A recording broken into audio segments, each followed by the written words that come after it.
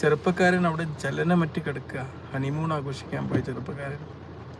ഒന്ന് ആലോചിച്ച് നോക്കണം, എത്രയൊക്കെ ക്രൂരമാണ്. എങ്ങനെയാണ് മനുഷ്യന്മാർക്ക് ഇങ്ങനെയൊക്കെ ചെയ്യാൻ പറ്റുന്നതെന്ന് പലപ്പോഴും ചിന്തിച്ചു പോകും. എന്താണ് മനുഷ്യനെ ഇങ്ങനെ ചെയ്യാൻ പ്രേരിപ്പിക്കുന്നത്? ബ്രിട്ടീഷുകാർ ഇവിടെ ഒരു രാജ്യത്തെ രണ്ടായി വിഭജിച്ച് അവിടെ ഒരു പ്രശ്നം ബാക്കിയാക്കി പോയി.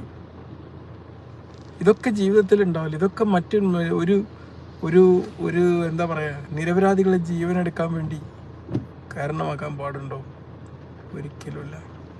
ഒരു മനുഷ്യൻ്റെ ജീവിതം എന്ന് പറഞ്ഞു കഴിഞ്ഞാൽ നമ്മൾ വിചാരിക്കും നമ്മൾ സാധാരണക്കാരുടെ ജീവിതം വാല്യൂലെസ് ആണെന്ന്. ഒരിക്കലും അങ്ങനെയല്ല. ലോകത്തെ ഏതൊരു ഭരണാധികാരികളെക്കാളും മൂല്യവത്താണ് ഓരോ മനുഷ്യൻ്റെ ജീവൻ എന്ന്. അത് എടുക്കുക എന്ന് പറഞ്ഞു കഴിഞ്ഞാൽ അതൊരു ചില്ലറ അപരാധമല്ല. എനിക്കെൻ്റെ മനസ്സിലേക്ക് എപ്പോഴും ഓടി വരുന്നൊരു വാക്കാണ്, ഒരു നിരപരാധിയുടെ ജീവൻ അന്യായമായി കവർന്നു